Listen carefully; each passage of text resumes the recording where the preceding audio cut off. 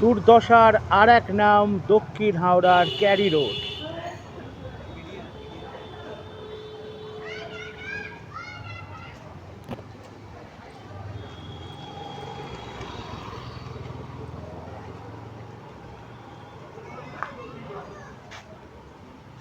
দক্ষিণ হাওড়ার যেখানে সেখানে পড়ে থাকে জঞ্জাল, দিনের পর দিন সাফাই হয় না।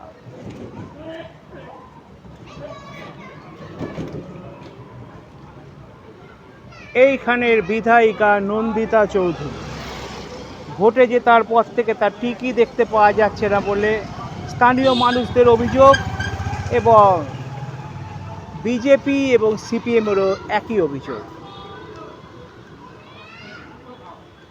যেদিকে তাকাবেন সেদিকে রাস্তার ধারে শুধুই নোংরা আবর্জনা।